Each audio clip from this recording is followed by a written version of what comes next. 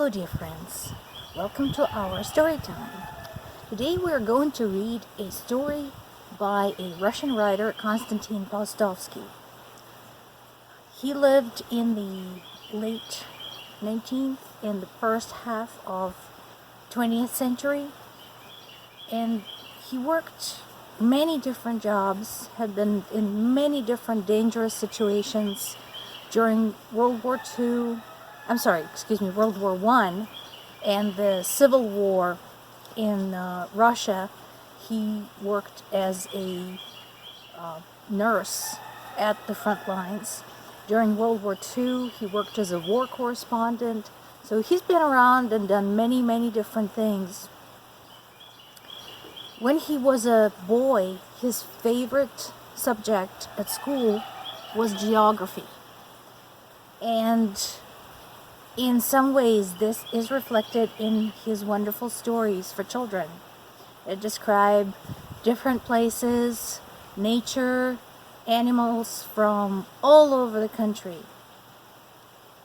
This is one of his animal stories.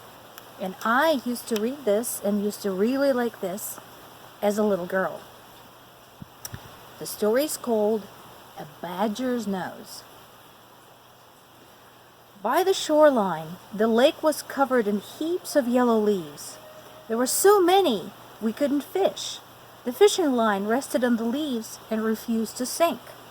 We had to take an old boat to the middle of the lake where the last few water lilies were blooming and blue water looked as black as soot. We fished for colorful perches. They thrashed and sparkled in the grass like the mystical Japanese dragons.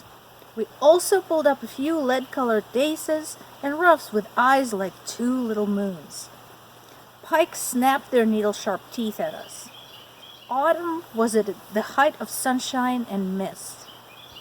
Through the bare woods one could see the distant clouds and thick, deep blue air. Low stars twitched and trembled in the brush around us at night. The fire at our camp burnt day and night to keep away the wolves. They howled quietly by the remote shore. The smoke from the fire and cheerful human voices were enough to unsettle them. We were certain fire would frighten any other animals, but one evening we heard some animal huffing angrily in the grass. We couldn't see it. It busily ran around us, rustled the tall grass, snorted indignantly, but didn't show so much as the tips of its ears. Potatoes frying in the pan exuded savory, delicious smell, and the animal must have been lured by it. We had a little boy in our group. He was only 9 years old, but he had no trouble sleeping in the tent and dealing with chilly autumn mornings. He noticed and described everything much better than we, grown-ups. He was a bit of a fibber, but we adults liked his fibs. We never could and did not want to prove to him he was not telling the truth. Every day he came up with something new. He heard fish whispering to each other. He saw ants set up a ferry made of pine bark and spiderweb to cross the creek. We pretended to believe him. Everything surrounding us was unusual.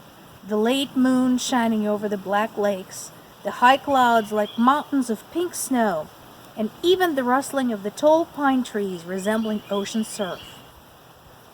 The boy was the first to hear the snorting of the animal and hissed at us to be quiet. We did. We held our breath, although someone's hand reached for the rifle.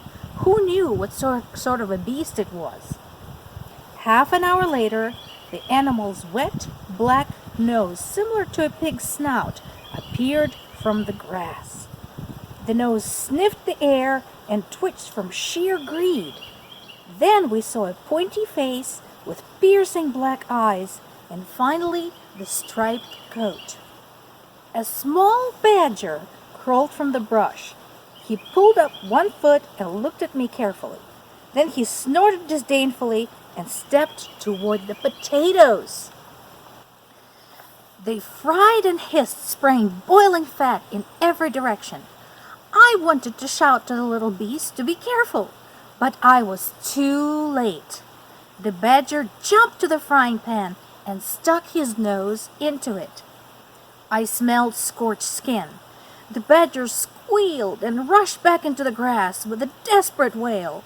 He ran and screeched for the entire forest to hear, breaking through the brush and spitting from pain and indignation. This started a panic all through the woods and the lake. Frightened frogs roared well before their usual time. Birds flew up, and a 40-pound pike splashed by the shore with the sound of a cannon volley.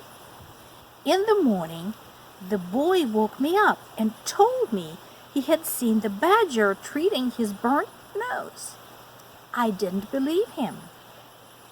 I settled by the fire and sleepily listened to the morning birdsong. White-tailed sandpipers whistled in the distance. Ducks quacked. Cranes called out to each other around the dried-out swamps. Fish splashed, and turtle doves cooed quietly. I didn't want to move. The boy tugged on my arm. He was upset.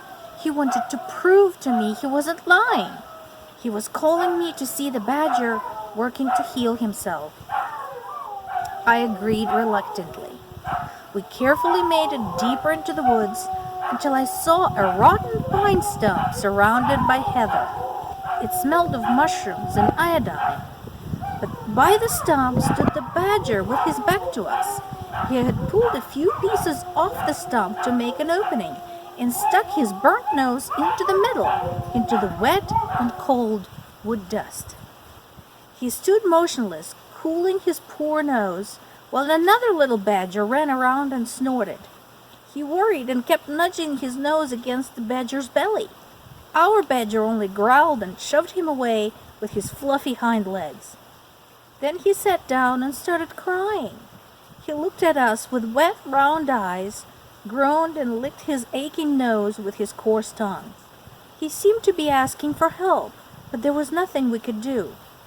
A year later, by the same lake, I met a badger with a scar on his nose. He was sitting by the water, trying to catch one of the dragonflies, rattling around like bits of tin plate.